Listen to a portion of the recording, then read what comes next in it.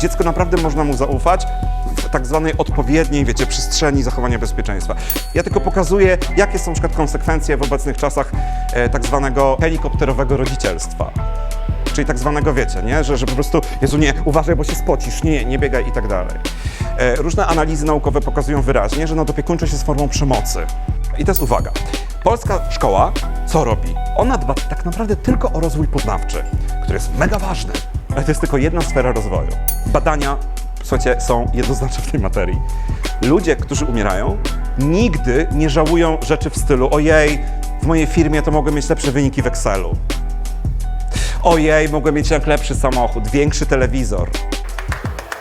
Przemek Staroń, psycholog, wykładowca, edukator, autor bestsellerowej serii Szkoła Bohaterek i Bohaterów, nauczyciel roku 2018, członek Kolegium Ekspertów Instytutu Strategie 2050, finalista Global Teacher Prize 2020, Digital Shaper 2020, nagrodzony LGBT+ Diamond 2019 Polish Business Award, a od teraz ekspert w Buglo Experts Circle. Nie ma nudnej nauki. Ja to cały czas powtarzam. Nie ma czegoś takiego jak nudna wiedza. Każda wiedza jest wow. Naprawdę. Człowiek ma potrzebę poznawczą tu w środku. Tylko ona może być kiepsko przekazana. Ja kocham wszystkie dyscypliny naukowe. Jestem po matwizie. Ja kocham, naprawdę, nie wiem, czytam sobie astrofizykę do snu. Inaczej się natomiast robi to, ja pamiętam w liceum, będzie sprawdzian z fizyki relatywistycznej, a inaczej się robi wtedy, kiedy mówi, słuchajcie, a wiecie, że grawitacja to tak naprawdę nie jest siła, tylko to jest zaburzenie czasoprzestrzeni? Ale jak to? No to zobaczcie i rozciągam taką gumę rozciągam i wrzucam na to taką metalową kulę i ta guma się tak robi. Ja mówię, i to jest grawitacja. To jest nasza planeta, ona zaburza całą strukturę. Albo na przykład genialny Sugata Mitra na TEDzie, który mówił o równaniach trygonometrycznych i powiedział, no można tak zrobić. Dzisiaj generalnie będziemy omawiać sinusy, kosinusy, tangensy i kotangensy. No można. A można też zrobić tak jak na przykład nauczyciel, który wbiegł do sali i mówi, słuchajcie, wiecie co, jejku, właśnie czytałem, że w Ziemię leci asteroida, nie? Ale jak to, proszę pana? No naprawdę, naukowcy właśnie skumali, ale proszę pana, ale ona uderzy w Ziemię czy nie? No nie wiadomo, oni to liczą. Ojej, ale wiecie co, czekajcie, kurde.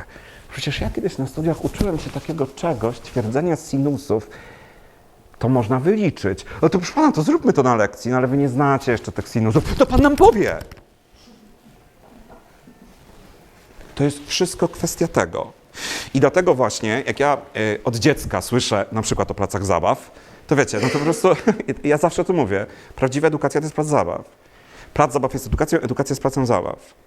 To, żeby było jasne, plac zabaw ma wiele funkcji, ale tutaj to jest potęga i to jest to założenie, które jakby ja wam od razu odkrywam i mówię, że jakby wy robicie to, czego nie robi system edukacji pozdro. Trzecie założenie, które wynika z badań i tutaj to też dostaniecie w artykule. Otóż naukowcy, naukowczynie przyjrzeli się różnym typom placów zabaw dla dzieci w różnych częściach świata, szczególnie Europy. I zauważono ciekawą rzecz. Wiecie, czym się różnią polskie place zabaw od na przykład szwedzkich, duńskich placów zabaw? Wiecie. Coś już wiecie. Jest taka, z badań jedna taka esencja wypływa. Place zabaw w Polsce, ze względu na polskie podejście do edukacji, trzęsawkę i tak dalej, są dużo bardziej bezpieczne. W Skandynawii te place zabaw są dużo bardziej wyzwaniowe. I teraz jest zdanie, które ja po prostu kocham z tego artykułu, trochę upraszczam. Widać wyraźną różnicę w wizji dziecka w Polsce. Jako osoby, dla polskich, powiedzmy, nie wiem, nauczycielek, nauczycieli, dziecko to jest osoba nieprzewidywalna, niedojrzała, nie zdająca sobie sprawy z grożących mu niebezpieczeństw. Natomiast w Skandynawii dziecko to jest ktoś, kogo można obdarzyć zaufaniem, kto rozumie, że pewne aktywności mogą być niebezpieczne, więc należy zachować ostrożność i jako dorosły towarzyszyć mu w nabywaniu doświadczeń w radzeniu sobie z takimi sytuacjami. Uwaga, ja tego teraz nie oceniam, w ogóle to jakby błagam, to jest ja tylko pokazuję, że jeżeli widzimy, tu jest inny plac zabaw, tu jest inny plac zabaw, to po prostu schodzimy, wiecie, w głąb. Jaka wizja natury ludzkiej tam się kryje? Tu mamy dziecko, to jest, wiecie, tradycja w ogóle w pedagogice, to są te takie spory. Czy dziecko jest kumate, czy nie jest kumate? Czy dziecko jest, naprawdę, czy dziecko jest głupie i w ogóle nie ogarnia? Czy dziecko naprawdę można mu zaufać w tak zwanej odpowiedniej, wiecie, przestrzeni zachowania bezpieczeństwa? Czy dziecko trzeba trzymać za rękę, czy raczej pozwolić mu robić te kroki i tak, wiecie, być w pobliżu, nie? Na tej zasadzie. To są zupełnie dwie różne natury ludzkie. Ja powiem krótko, mi jest przykro, że w naszym kraju ta jest najbardziej rozpowszechniona, kiedy my mamy Janusza Korczaka. Człowieka, który po prostu tak przywrócił godność dzieciom, że w ogóle głowa mała. I co ciekawe jeszcze dodam, to jest przykład właśnie tego, co mówiłem przed chwilą, spójności. On poszedł razem z dziećmi na śmierć. To było od początku do końca konsekwentnie. Wiadomo, on nie był żadnym złotym, idealnym człowiekiem, wiadomo, ale to nie o to chodzi. On to zrobił konsekwentnie. Dbam o dzieci do końca. I teraz jakby te trzy rzeczy, o których powiedziałem, te trzy ukryte założenia, tak właśnie jakby, tak jak w czarnych historiach, czyli po pierwsze, że my się uczymy przez naśladowanie. Po drugie, że edukacja zachodzi w zabawie.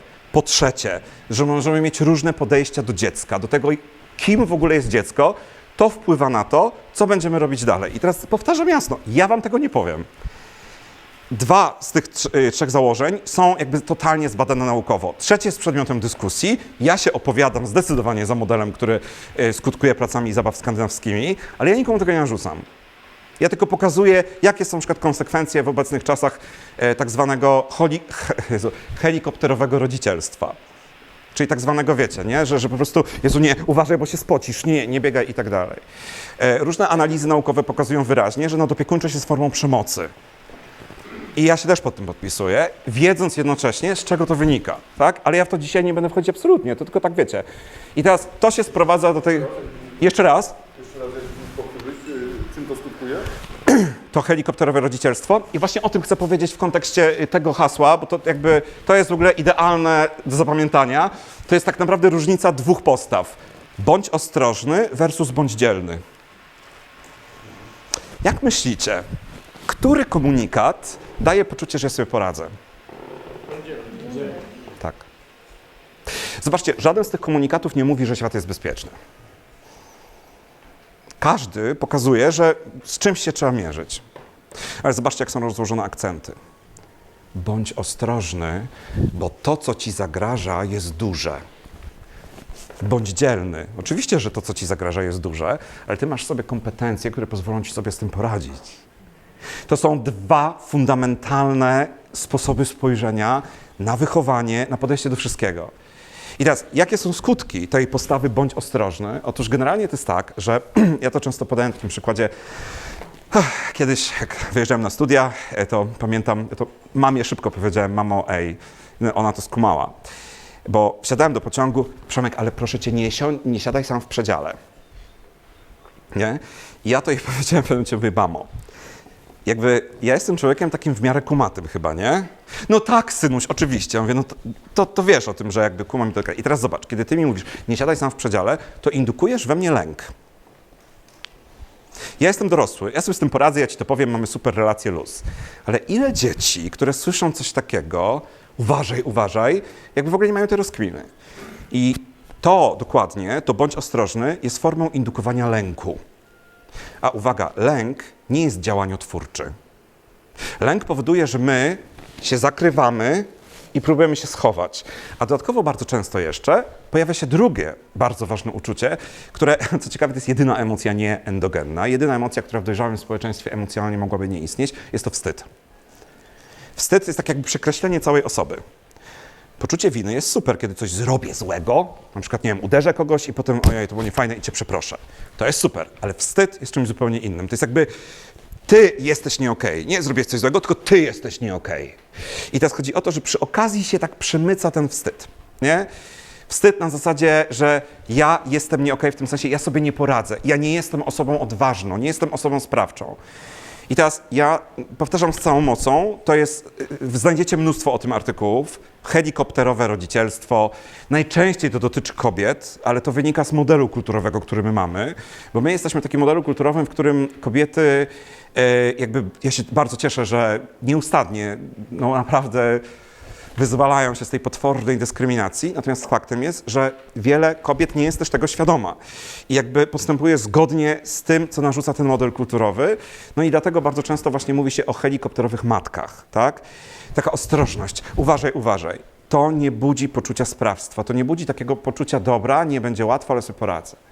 Nie zapomnę, tak jak zmarła nasza babcia, i akurat wtedy właśnie odwiedziłem Elżbietę, tę, która skończyła 101 lat, Elżbietę Tatarkiewicz-Skrzyńską, to jest bratanica profesora Władysława Tatarkiewicza, niesamowita osoba, nasza najstarsza zakonniczka Feniksa. I pamiętam właśnie, ona wtedy powiedziała takie zdanie, ja jechałem na pogrzeb, powiedziała: Przemku, bądź dzielny. I ja zacząłem też mówić to, tak uświadomiłem sobie i zacząłem mówić moim osobom uczniowskim, nie? Mówię: słuchaj, widzę, że czeka cię coś trudnego. Nie dziwię się, że się tego boisz. Ale ja nie mówię, będzie dobrze, albo uważaj, tylko słuchaj, bądź dzielny, bądź dzielna. I to od razu powoduje, ej, coś tutaj we mnie jest. Słuchajcie, i teraz ja w to nie wchodzę głębiej, ja chcę tylko ja to pokazuję, odsłaniam, natomiast jest jeszcze coś do odsłonięcia. Mianowicie, i tutaj właśnie jest ta książka, która jest w ogóle kamieniem milowym i jak ktoś tam gada, o nie, to ten place zabaw, co to jest, to ja mówię: proszę, dyskutuj z Johannem Huizingą. To jest koleś, wybitny antropolog, który w pewnym momencie doszedł do wniosku, że człowiek z natury jest istotą bawiącą się. Homo ludens, istota, która się bawi. I on w tej książce pokazuje, że w ogóle zabawa to jest po prostu część naszej natury. No ja muszę sobie obejrzeć, proszę, w ogóle. Naprawdę, serio, ja często widzę, jak ja mówię: proszę, niech ci to zamknie buzię, ale to jest początek. 2, jest jeszcze jeden człowiek, niestety nie mam jego żadnej książki, Jorge Kalua, tak mi się wydaje, że się mówi. To jest koleś, który zauważył, że wszystkie nasze aktywności, a przynajmniej zdecydowana większość, które robimy jakby poza pracą, można opisać w kategorii gier. Czyli człowiek jest nie tylko istotą bawiącą się, ale też istotą, która po prostu jakby tak wchodzi w różne gry. I tu nie chodzi o takie gry interpersonalne, bo to jest trochę co innego. Też super, ale co innego.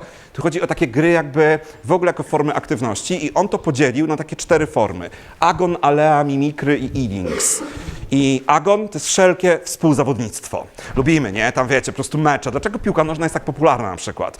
Bo wtedy nas się aktywuje ten agon. To jest część naszej natury ludzkiej. Dalej, alea. To jest w ogóle mega, bo to jest wszystko, co się wiąże z loterią. Dlaczego ludzie wiedzą, że szansa na wygranie w totka tak naprawdę jest dużo mniejsza niż śmierć w katastrofie lotniczej? A prawdopodobieństwo śmierci w katastrofie lotniczej jest w ogóle jakieś ekstremalnie niskie.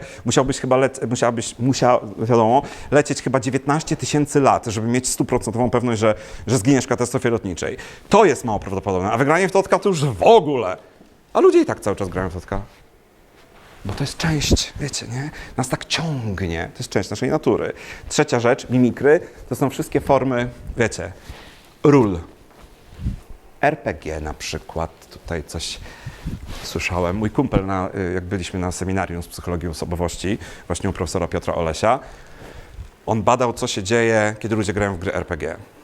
Jak to pozytywnie potrafi wpływać na konstrukcję tak zwanego w ogóle mojego ja. Ja już nie pamiętam, których dokładnie sekcji, ale granie to naprawdę jest badane. To nie jest takie pitu-pitu, więc super. Jędrzeju, też do ciebie to mówię. Dalej, proszę, teatr.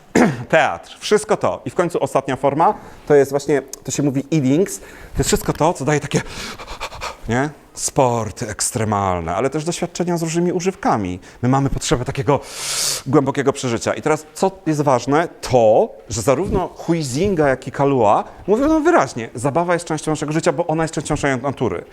I teraz chcę podkreślić z całą mocą, wiele firm zabawkarskich to w końcu skumało.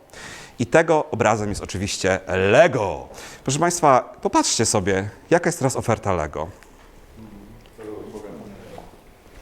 Walentynki, kwiaty, non-stop widzę, słyszę nawet takie całe robione specjalne w ogóle sekcje, jakieś takie wózeczki widziałem w różnych sklepach. Kwiaty, to wygląda naprawdę jak taki wózeczek kwiatowy. Kiedyś mówiło się o tym, że idzie właśnie rodzic z dzieckiem, dziecko wybiera zestaw. Teraz jest tak, tutaj bardzo często się pokazuje tatusia i synka, ale oczywiście to jest, wiadomo, stereotyp. Idą i wiecie, tatuś bierze to, synek bierze to. To ma bardzo duży związek z tym, że oni skumali właśnie to, co tutaj wypływa. Czyli mówiąc krótko, poszerzenie spojrzenia i zobaczenia, dorośli też chcą się bawić, bo to wypływa z naszej natury. Dorośli potrzebują placów zabaw, mówiąc krótko. I teraz, gdyby spojrzeć na to wszystko jeszcze z takiej perspektywy dogłębnej, psychologicznej, to ja w ogóle nie będę tutaj absolutnie, wiecie, tak nadawać, w sensie wam teraz o tym opowiadać. Natomiast chcę podkreślić, że to wszystko, co ja mówię, jest uzasadnione przez psychologię rozwoju.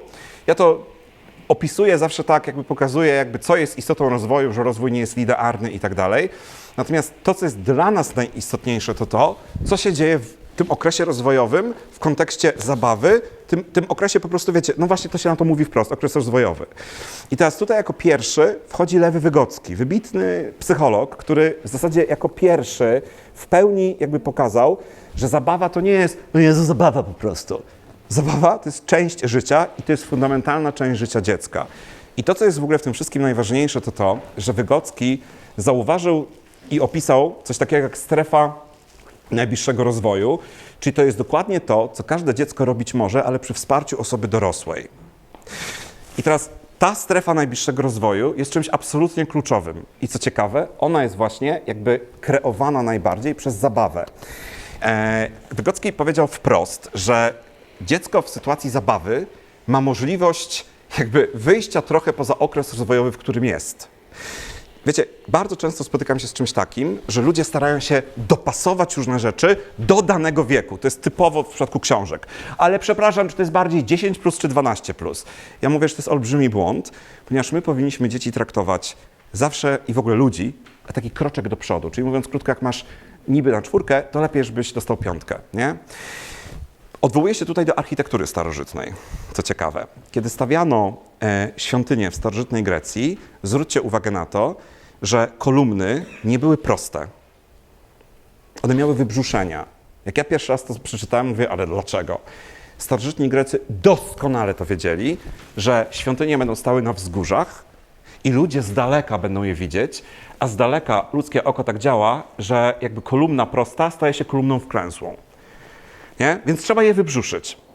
I to jest dokładna analogia do tego traktowania dziecka. Czyli jeżeli ja mam wrażenie, że ono jest na poziomie, załóżmy, takim, że ja mogę z nim rozmawiać w pewnych sprawach, to wrzuć jakby ten taki +1, nie? Czyli wrzuć coś takiego, co lekko wykracza poza ten rozwój. Jakby nowe wyzwanie. I to właśnie według Wygockiego zapewnia nam zabawa. Nie szkoła, co jest bardzo ważne. Bo szkoła, błagam, to jest po prostu, wiecie, to jest formatowanie. I to jest takie właśnie genialne zdanie. Podczas zabawy dziecięca koncentracja i zaangażowanie w zadanie są znacznie większe niż podczas wykonywania czynności o charakterze akademickim stworzonych przez nauczyciela. Więc kiedy ktoś mi mówi, ale pan nie przesadza z tym, że te dzieci bawiąc się na placach zabaw, że one się naprawdę uczą, mówię, nie przesadzam. Jak chcesz, to dyskutuj tutaj z jednym pionierem. Znaczy ja w ogóle bardzo lubię dyskutować z autorytetami, tylko z dziwnego powodu wszystkie osoby, które są największymi autorytetami i autorytetkami, mówią to samo. To jest fenomenalne. Mało tego, to jest w ogóle absolutne złoto, kiedy współczesna psychologia, badając już mózg i tak dalej, ona potwierdza to, co mówili na przykład filozofowie starożytni. To, co mówiły tradycje na całym świecie. Daoizm na przykład, który podkreśla rolę niedziałania, ale takiego zdrowego, czyli pozwól się rozwijać, pozwól rosnąć. To są tysiące lat wstecz w ogóle takie spojrzenie już. I nagle się okazuje, psychologia mówi, to jest spoko, nie? Żeby nie wyręczać na przykład dziecka. Dać mu tą przestrzeń wolności.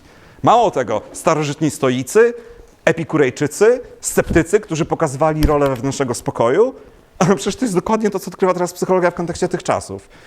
Mówiąc krótko, to wszystko się sprowadza do jednego. I teraz jest jeszcze jedna osoba, która w ogóle bardzo dużo tutaj zrobiła, mianowicie Jean Piaget. I Jean Piaget powiedział coś, co jest jakby absolutnie dla mnie w ogóle fundamentalne. On jest oczywiście, jak wiadomo, krytykowany, bo ludzie, tak wiecie, mija kilkadziesiąt lat, to ojejku, no ale można było to powiedzieć inaczej. No można było, no ale do cholery to było 50 lat temu, 100 lat temu. Ludzie nie mieli jeszcze takiego. Ja mam na przykład taki bardzo ciekawy przykład w kontekście Kartezjusza, bo Kartezjusz to jest filozof, który totalnie zmienił myślenie w ogóle nasze zachodnie. Totalnie. I teraz uwaga, on robił wiwisekcję. Ja jestem aktywistą na rzecz zwierząt, a on robił wiwisekcję na żywych zwierzętach. Operował. Zakładał, że to są maszyny. Czy ja mam teraz w tym momencie odrzucić wszystko to, rolę Kartezjusza, którą on wprowadził do filozofii, w ogóle do myśli zachodniej, która się stała podstawą wynalazków i tak dalej? Nie. To chodzi o to, żeby widzieć to naraz. Jestem fanem Harry'ego Pottera. Rowling ostatnimi czasy no dużo robi rzeczy, które powiedzmy odsuwają wiele osób od niej. To jest podejście do nauki. Nauka zawsze będzie, i to jest super, bo to jest istota nauki, ona zawsze będzie różne weryfikować. Natomiast to, co jest kluczowe, to, że właśnie, tak jak powiedziałem przed chwilą, pewne rzeczy zostają, jakby one z różnych stron są potwierdzane. I Jean Piaget zauważył rzecz, która jest bezsporna. Mianowicie to, że nasz rozwój to jest coś w rodzaju takiego tkania. Z różnych stron różne rzeczy się tkają. To jest trochę tak, jakby kilka osób naraz układało zestaw klocków Lego. Nie? Ten coś dokłada, ten coś dokłada. I to jest uwaga. Polska szkoła co robi? Ona dba tak naprawdę tylko o rozwój poznawczy, który jest mega ważny, ale to jest tylko jedna sfera rozwoju. Ja uwielbiam to w ogóle, jak to słyszę, no ale przecież mówi się o tym, żeby pracować w grupie. No polska szkoła robi tam, wiecie, dzieli na tam te grupy, klasy i tak dalej. Ale ja mam pytanie, a co jest najważniejsze w szkole? Tak ostatecznie, finalnie. Jakby co jest takim, wiecie, czym wszyscy się najbardziej w szkole przejmują? Oceny. No, dokładnie tak. I to, co jakby już jest finałem przejmowania się ocenami przy końcu szkoły, to co to jest? Egzaminy, matura, nie? Teraz pytanie, a jak się zdaje egzaminy? Samodzielnie czy w grupie? Więc super, no super, że w ogóle, ojejku, zrobiłeś 10 zajęć w grupie w ogóle podczas roku szkolnego. Ale najważniejsza rzecz, halo, robi się samodzielnie. No to jest jakby trochę niespójność. Profesor Dorota Turska z Uniwersytetu UMCS w Lublinie, ona zauważyła w badaniach bardzo ciekawą rzecz, że osoby, które są prymusami, dla nich kreatywność jest na liście wartości jest najniższą albo jedną z najniższych. Dlaczego? Bo ona nie jest premiowana w szkole. Ona nie jest potrzebna do zdobywania super ocen.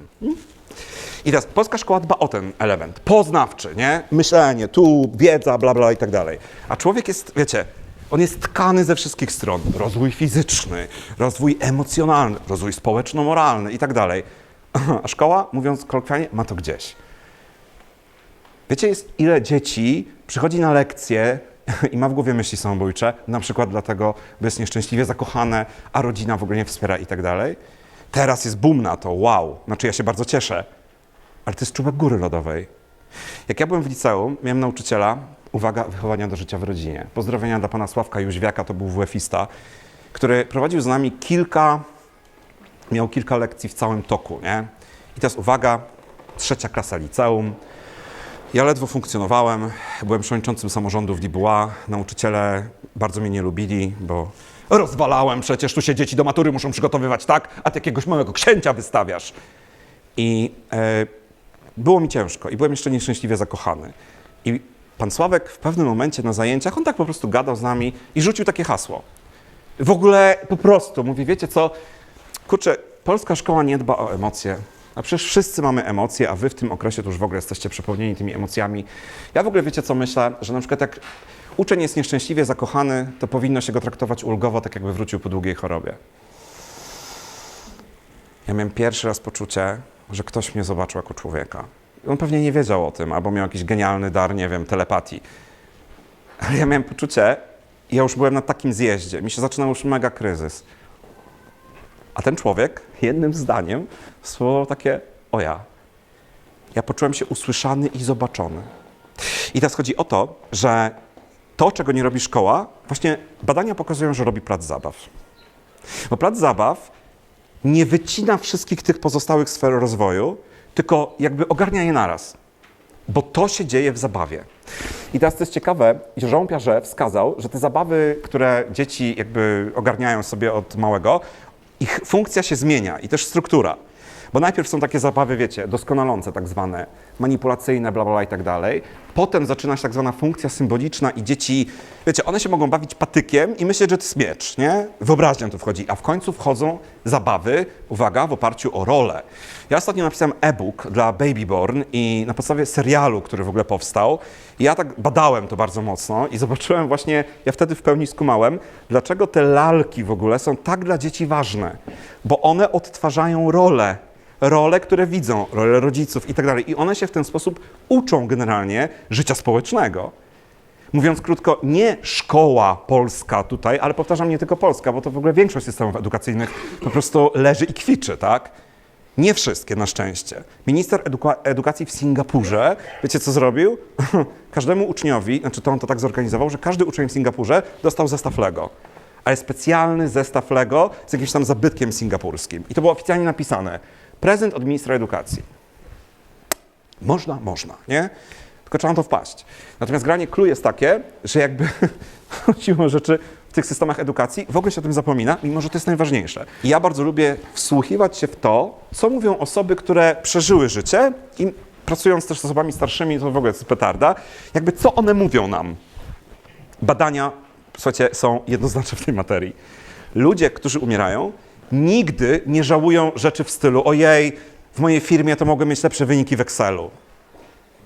Ojej, mogłem mieć jak lepszy samochód, większy telewizor. To jest taka uwaga do Jędrka, bo Jędrek bardzo lubi duże telewizory, w ogóle nie wiem, co sobie kompensuje tym, no ale dobra, granie 100 cali, tak, czy coś takiego. Chodzi o to, że po prostu jakby nikt o tym nie mówi. Nie mówi, ojej, tak jak ja na przykład kiedyś mogłem zostać tym laureatem olimpiady z polskiego, a nie tylko finalistą. Nikt. Ludzie, jeżeli żałują, to żałują a. nieautentycznego życia, b. nie jakby poświęcania się relacjom, przyjaźni i miłości. To jest przedmiot żalu.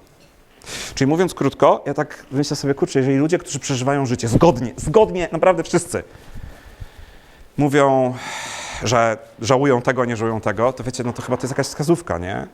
Tak myślę sobie. No ale nie wiem, co ja tam wiem. Natomiast granie clue jest takie, że ja na przykład pisząc książki, ja cały czas przypominam o tej kategorii życia. Że życie to jest ta kluczowa rzecz, którą my mamy, której doświadczamy i według wielu też analityków i analityczek człowiek nawet nie tak bardzo szuka sensu życia, co ma taką potrzebę zaznania życia. Mówiąc krótko, to jest w ogóle bardzo trudne do ujęcia w słowa, ale ja dlatego lubię się odwoływać do zmysłów. Są takie doświadczenia, które angażują wszystkie nasze zmysły. To są tak zwane peak experience, doświadczenia szczytowe. Proszę, niech każda osoba teraz tutaj przypomni sobie, no chyba, że mamy osoby tutaj aseksualne, aromantyczne, to wiadomo, że nie, ale to jest jednak mimo wszystko większość z nas takie doświadczenie. Najlepszy seks w życiu. Taki, który dał wam poczucie spełnienia w ogóle totalnie, nie? Wszystkie zmysły zaangażowane. Wzrok, co ciekawe najmniej, jest potrzebny w seksie. To tak a propos tych, którzy myślą, że muszą mieć tu sześciopak, nie? Żeby być atrakcyjnymi. Pozdro. Słuch, dotyk, smak, węch. Plus jeszcze inne, ale to nie będzie w to wchodzić. Dalej, jestem w górach. Stoję, wiecie, no nie musi być Mount Everest. Ja tak miałem na, nie wiem, Giewoncie. Przeniknięcie totalnie wszystkiego. Totalnie. Kolejka górska. My tego potrzebujemy, bo my wtedy czujemy, że żyjemy. I znowu polska szkoła, która robi wszystko, żebyśmy nie czuli, że żyjemy, nie? Tu, twardo i tak dalej. A ja zawsze mówię, my jesteśmy stworzeni do ruchu, do zabawy. Współcześni psychologowie, neuropsycholożki mówią jasno, że człowiek jest ssakiem, który tak naprawdę jest przyzwyczajony, przygotowany do życia na sawannie.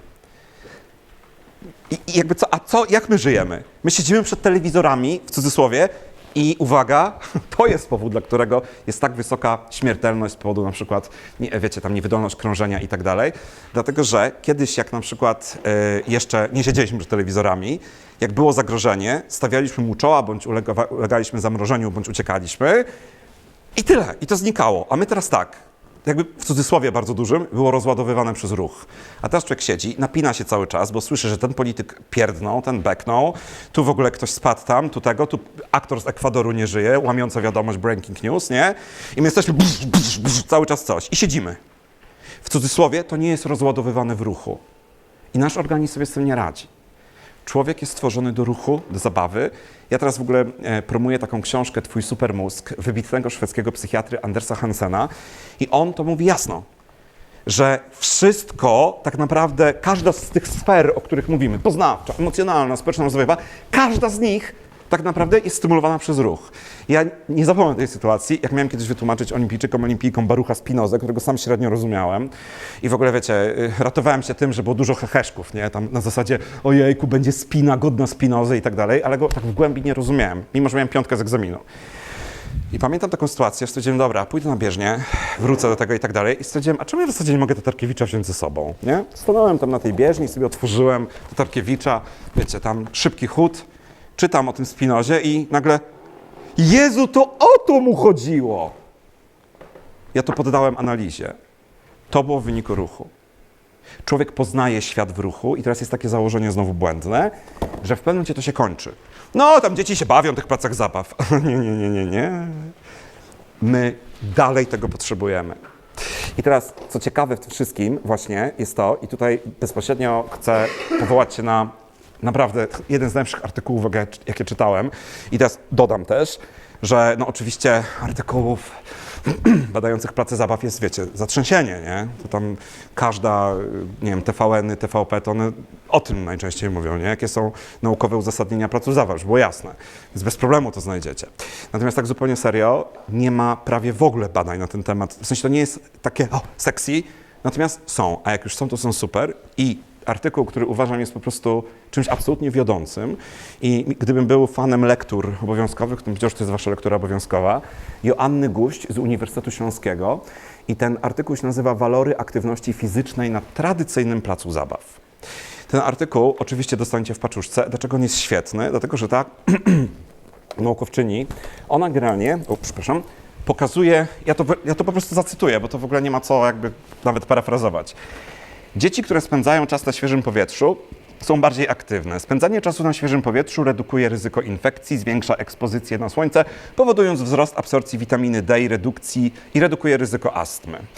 Dalej, na przykład umiejscowienie placu zabaw w odległości 1 km od miejsca zamieszkania powoduje 5-krotne zwiększenie prawdopodobieństwa prawidłowego BMI. BMI jest teraz bardzo poddawane w wątpliwość, ale wciąż jest jakimś punktem odniesienia. Badania wskazują również, że liczba dzieci obecnych na placach zabaw oraz liczba dzieci wykazujących aktywność fizyczną, przynajmniej o umiarkowanym stopniu intensywności, jest powiązana pozytywnie z bardziej zróżnicowanymi urządzeniami.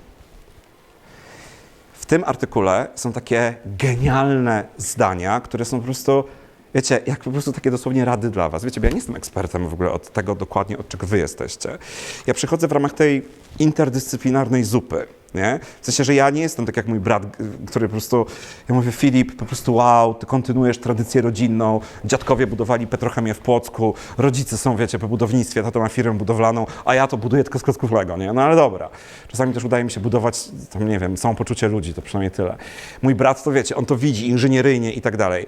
Tu chodzi o to, właśnie, ja cały czas to powtarzam, że najlepsze rzeczy dzieją się w wyniku synergii naszych zdolności. I teraz uwaga, ja zawsze mówię tak. Mamy na przykład, nie wiem, klub ludzi, którzy lubią różne rzeczy i umieją różne rzeczy. Ty grasz w szachy super, nie? Ty tam te bajacykli świetnie robisz, w ogóle i tak dalej. Ty załóżmy RPG, nie? Totalnie. I teraz uwaga, druga wersja jest klasa szkolna. Pięknie zdali egzamin z matematyki, cud miód. I teraz uwaga, trafiają na bezludną wyspę. I takie pytanie, oczywiście to może różnie pójść, ale tak szczerze, kto sobie lepiej poradzi? Oczywiście, no żeby to było jasne. Ale to ja chcę powiedzieć jasno, to właśnie jest ciekawy trop. Z tego względu, że kreatywność rozwija się w warunkach ograniczeń i te dzieci mogą wtedy rzeczywiście odkryć różne rzeczy, których nie wiedziały. Pewnie, że tak. Natomiast chodzi o to, że bezpośrednio w sytuacji zagrożenia najlepsza jest grupa, która ma zróżnicowane zdolności. I teraz uwaga, jedna z najgenialniejszych serii, które po prostu kocham, uwielbiam sercem całym, czyli to jest w ogóle francuski bestseller. W Polsce z jakiegoś powodu nie jest aż takim bestsellerem, natomiast no, to często się tak zdarza. Lustrzanna. Tam jest taka scena w ostatniej części, jak lecą główni bohaterowie i tam bardzo dużo innych ludzi lecą takim jakby parowcem. I ten parowiec jest tak ustawiony, że jest pozbawiony systemu sterowania i on spada w otchłań. I teraz jeden z tych głównych bohaterów, Thorn, mówi coś takiego. Słuchajcie, każdy z nas ma jakąś inną zdolność, bo oni pochodzą z takich różnych jakby arek tak zwanych, gdzie są moce. Wy przecież potraficie przechodzić w stan gazowy. A wy potraficie lewitować, wy potraficie zmniejszać swoją masę, wy się potraficie zmniejszać, a wy potraficie wywoływać wiatry wstępujące. Niech każdy zrobi to, co może najlepiej. I teraz część przeszła w stan gazowy, część zaczęła lewitować, część się zmniejszyła, część zaczęła wywołać wiatry wstępujące i ten parowiec, sterowiec, cokolwiek to było, on nie spadł do otchłani. To jest rzecz, która jest świętym gralem wszystkiego, co robimy. Poza systemem edukacji. Bo tam wszyscy mają robić to samo. Nie? Jest taki genialny mem, który ma po prostu 80 lat już chyba, jak w ogóle jest kilka zwierząt jest drzewo, jest egzaminator, nie? Przed egzaminatorem, wiecie, jest rybka akwariowa, nomen omen, jest foka, jest małpa, jest pies, jest słoń. Znacie to, nie? I jest tekst. Żeby było sprawiedliwie, wszyscy musicie wykonać to samo zadanie, wspiąć się na drzewo. No, rybka akwariowa w tym kontekście jest głupia, tak? Powiedzmy sobie szczerze. I to jest właśnie to. I teraz, co ciekawe, my w synergii właśnie potrafimy zrobić rzeczy najlepsze. I ja nie ukrywam, że ja właśnie kocham takie osoby, które nam to tak odsłaniają. Właśnie ten artykuł mi samemu też bardzo mocno otworzył oczy, bo ta autorka wskazuje każdy element placu zabaw, co dokładnie rozwija. I robi to na podstawie, oczywiście, to jest taka metaanaliza, ona zbiera badania. Na przykład, uwaga, huśtawki, ważki, dzięki nim dzieci uczą się bawić razem z innymi, budują umiejętność kooperacji, działają one uspokajająco, umożliwiają rozwijanie równowagi, koncentracji uwagi, układu nerwowego, mięśni nóg. Ona bierze każdy element placu zabaw. I to nie jest tak, że ona sobie to wymyśliła. Co takiego może rozwijać? To są metaanalizy. Więc jakby, jak ktoś chce tym dyskutować, no proszę bardzo, no jakby nie ma sprawy. Ona w artykule wymienia 8 i ja chcę powiedzieć, że tu jest właśnie zdanie, które jest takim doskonałym, jakby taką esencją tego artykułu. Badania z 2016 roku wskazują, że dzieci, które przychodziły na plac zabaw i uczestniczyły jeden raz w tygodniu przez 10 tygodni w częściowo ustrukturalizowanej aktywności fizycznej, poprawiły poziom swoich funkcji motorycznych w porównaniu z dziećmi, które na plac zabaw nie przychodziły. I takich badań, jak tak się znajdzie, jest bardzo dużo. I ona potem robi kolejną rzecz, niesamowicie ważną, mianowicie ona wskazuje dokładnie, kiedy zabawa na placu zabaw działa najbardziej synergicznie na wszystkie strefy rozwoju i to się zawiera w tym zdaniu. Kombinacja ustrukturyzowanej aktywności oraz swobodnej zabawy ze wsparciem dorosłego jest bardziej efektywna dla rozwoju niż sama swobodna zabawa. Ustrukturyzowana aktywność, swobodna zabawa, wsparcie dorosłego. To jest to, co się dzieje przez wszystkie lata, kiedy ja pracuję w szkole. Są zasady, są rzeczy do omówienia, tezy na olimpiadę, ale co nie jest zabronione, jest dozwolone. I zawsze masz moje wsparcie. Ja tu jestem, ja nie wyręczam cię, ja jestem. I jak zaraz zobaczycie, jak się przyjrzymy właśnie różnym takim fenomenom placów zabaw na świecie, to się okazuje tak naprawdę, że te najlepsze, najbardziej znane, one jakby wyciągają wszystkie te elementy. Dodam tylko, że w tym artykule jest jeszcze genialny fragment pod tytułem jest pokazane, które potrzeby z której strefy rozwoju są rozwijane. Ta autorka wprost mówi, na przykład w zakresie potrzeb emocjonalnych zabawa na placu zabaw umożliwia to i to, nie? Więc jakby mówiąc krótko, myślę, że to jest bardzo cenne w dzisiejszych czasach i nie będę tego nawet rozwijał, bo to też patrzę jednocześnie na czas, ale tak, jeszcze zdążymy przed tą przerwą i potem warsztatem, tylko to przesunę, o tu tylko, ty tak nie zobaczycie babci Bogusi. Natomiast generalnie, właśnie, jak się popatrzy na tę książkę, którą oczywiście tutaj na ręce Andrzeja dostaniecie, całą w ogóle tego, to jest książka nie tylko Plac zabaw, o której wspomniałem.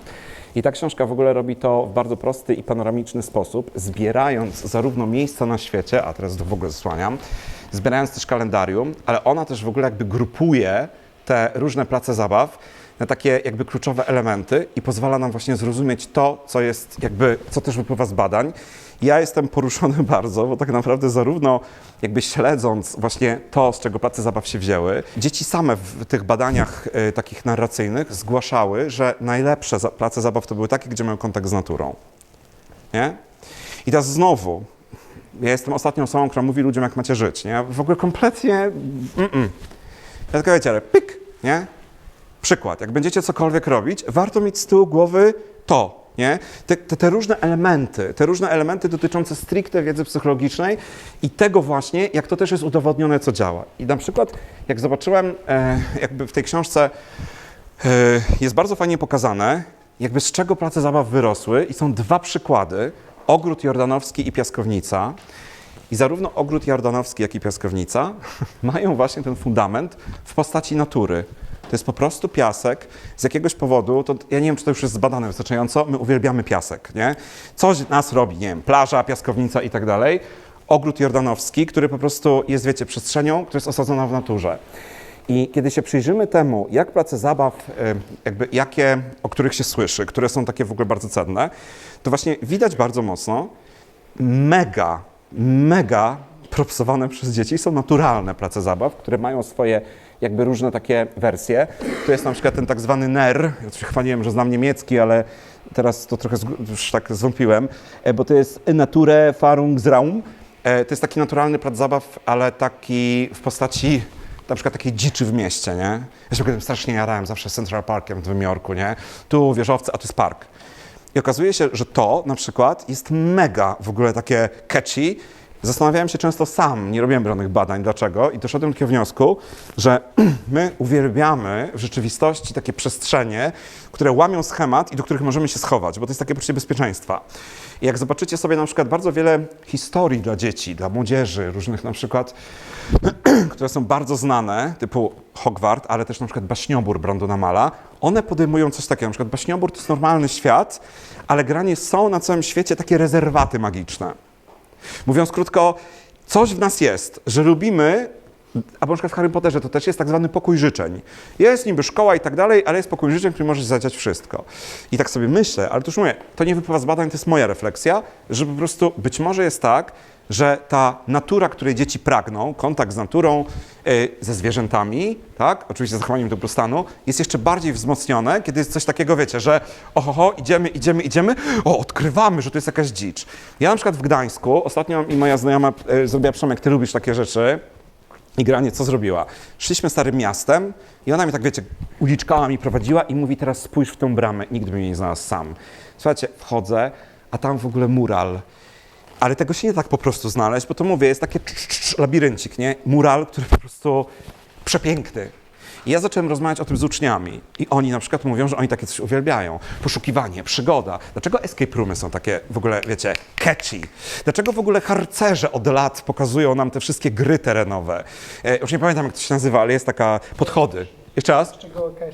Dokładnie. Słuchaj, i to jest właśnie to, co ten Grzesiu z Matwizu zrobił. Jak te współrzędne geograficzne im przyniósł.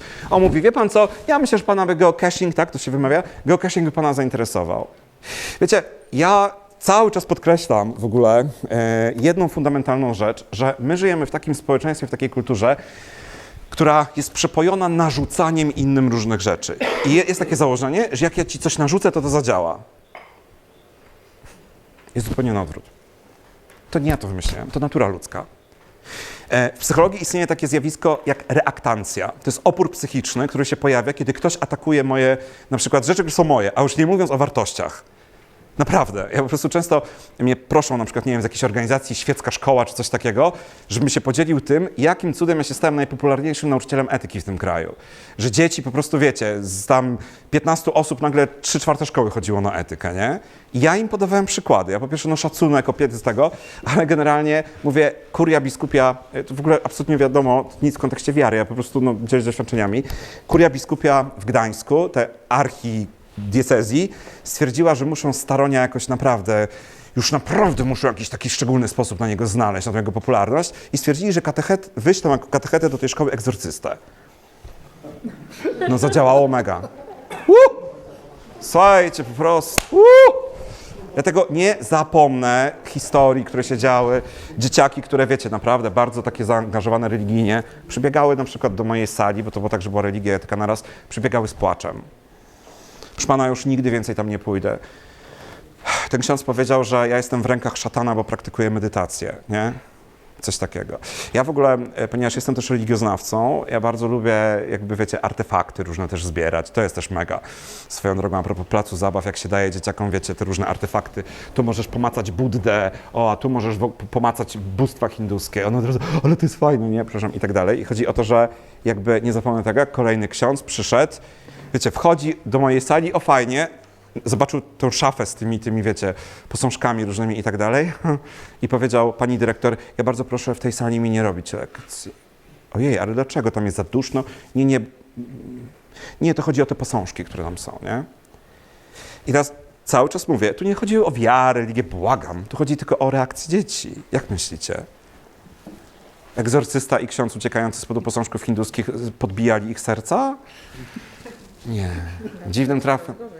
No, dziwnym, tak, dokładnie, to swoją drogą, nie? Ale dziwnym trafem do mnie z każdym takim czymś przychodziło coraz więcej dzieci, chłopców z matwizu, którzy mówili, pan jest naszym gejem. Będziemy pana tutaj, niech tylko ktoś spróbuje. Chyba narzucanie nie działa, ale wsparcie, danie wolności już tak. Ciekawe to jest. Bardzo. Nie ja to wymyśliłem, tylko natura ludzka. A kto wymyślił naturę ludzką, tego nie wiem. No, wiem, że ewolucja, ale może jest coś więcej, ale to jak będziecie chcieli mieć warsztaty z duchowości, to proszę się odezwać. Jak byłem na Expo w Dubaju, tam był taki wielki pawilon jakby dotyczący różnych działań, które się podejmuje w kontekście natury. Ja porobiłem zdjęcia i tam były takie właśnie przykładowe jakby instalacje pokazujące nature-based learning i w ogóle tam było naprawdę genialnie pokazane. Połączenie edukacji, zabawy z naturą. Wszystkie dzieci zawsze, to jest jakby standard, zresztą w kontekście dzisiejszego spotkania też, jak się robiło cieplej. Proszę pana, a możemy wyjść tutaj na dwór, możemy pójść lekcje. Ja jak studiowałem, to też. Mieliśmy rewelacyjny dziedziniec na Kulu, kwitły magnolie i cały czas mówiliśmy, czy możemy wyjść pod te magnolie? Ciągnie nas do tej natury, nie? To jest tak, tylko rzucam. I co ciekawe, te naturalne place zabaw mają jeszcze jeden element bardzo ważny, który potem z tego się robią jadalne place zabaw, gdzie jeszcze można pouprawiać na przykład warzywka. Kończąc już, chcę powiedzieć, że ja bardzo się cieszę, że jakby Joanna i Przemek w tej książce jakby wzięli też na warsztat takie place zabaw bardzo kreatywne, które są pewnymi formami sztuki, bo to w ogóle mi bardzo serce bije do tej instalacji, ale właśnie znowu okazuje się, że nie te, które są po prostu to muzeum, chodźcie i patrzcie, tylko to, z czym dziecko może mieć kontakt bezpośrednio. I to jest właśnie ten tak zwany sweter zabaw. Nie? Jakieś różne... Ja nie wiem jak to... Jeszcze raz. Nie? Że po prostu chodzi o to, że po prostu to jest takie coś, z czym można mieć kontakt, w tym można być, to można zmieniać. I to jest właśnie bardzo ważne, właśnie w kontekście tego, co na przykład Ania Komorowska mówi o nie placach zabaw. To nie jest głos przeciwko placom zabaw. To jest próba pokazania, co jest najważniejsze, że tak naprawdę jakby im więcej ja zostawię wolności dziecku, tym więcej może się wydarzyć niesamowitego i to często właśnie tłumaczę, że jakby ja na przykład jestem fanem różnych metod, ale prawda jest taka, że świetne zajęcia można przeprowadzić w oparciu o kartkę, nie? Jest takie, często się tam widzę u różnych mówców motywacyjnych, tam nie wiem, biorą 100 zł, przydeptują i mówią, czy jest takie podeptane, czy ty byś wziął to 100 zł podeptane? No pewnie, że tak. No, a ty, jak na przykład masz poczucie, że jesteś kiepski, to zaczynasz myśleć o sobie, że jesteś beznadziejny, ale podeptane 100 zł to byś wziął, nie? Są różne takie, wiecie, sposoby, ale tu chodzi o to, że to jest jeden przedmiot, 100 zł. No dość cenny swoją drogą.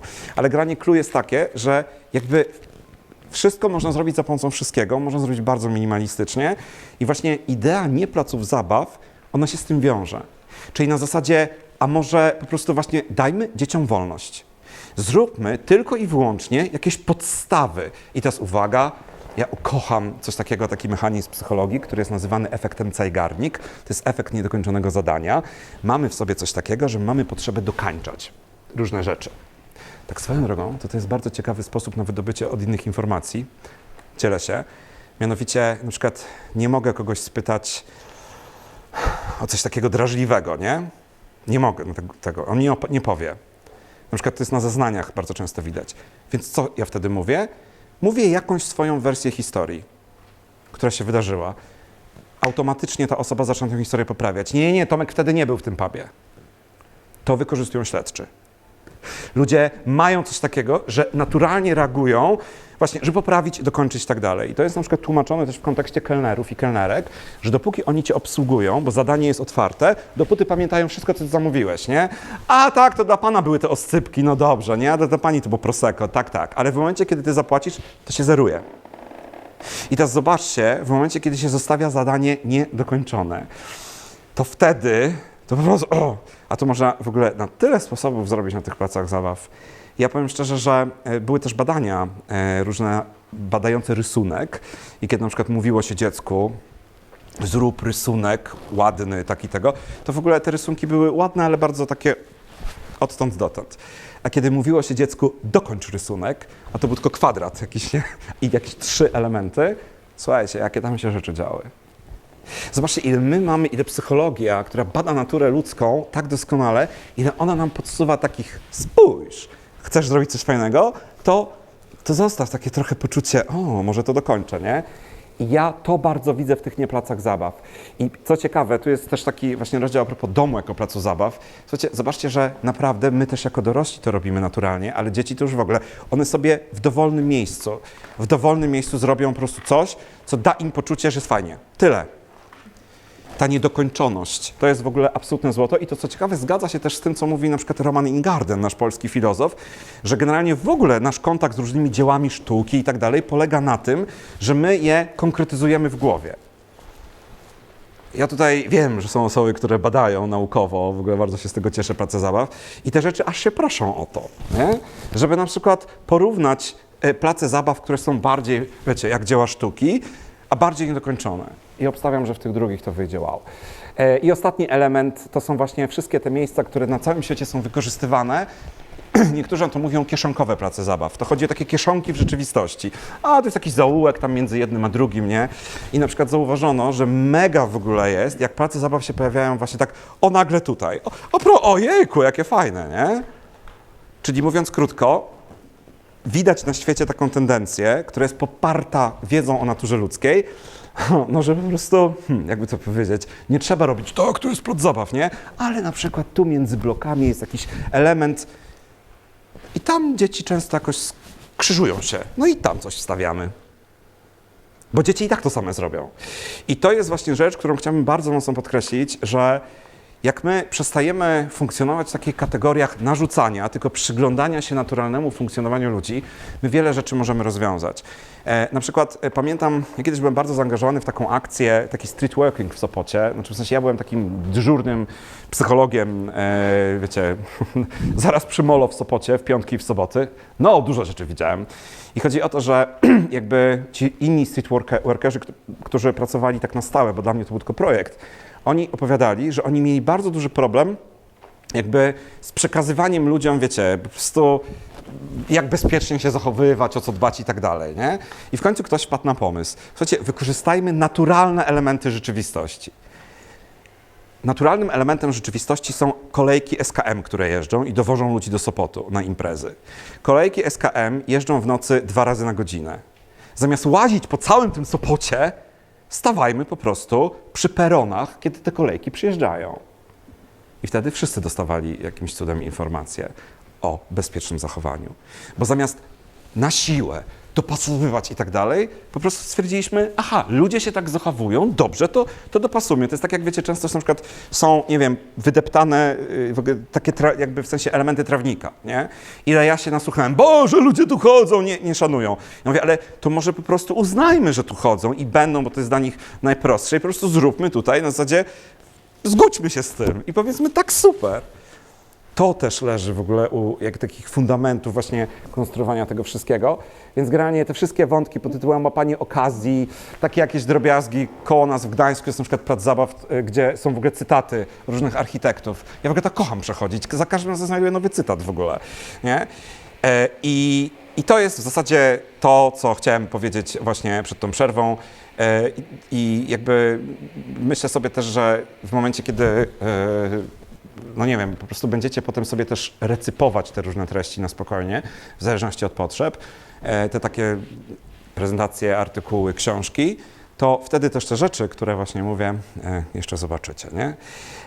Słuchajcie, jestem pod wrażeniem waszego, że wy w ogóle w czwartek przed świętami o takiej godzinie naprawdę byliście i byłyście gotowe na taki twardy wsad. W ogóle chapeau bas, tyle powiem. Po prostu jestem wam wdzięczny. Serio. Ja nie jestem z tych, którzy, o Jezu, macie mnie słuchać. Nie, po prostu serio jestem wdzięczny. Podziwiam. Dziękuję.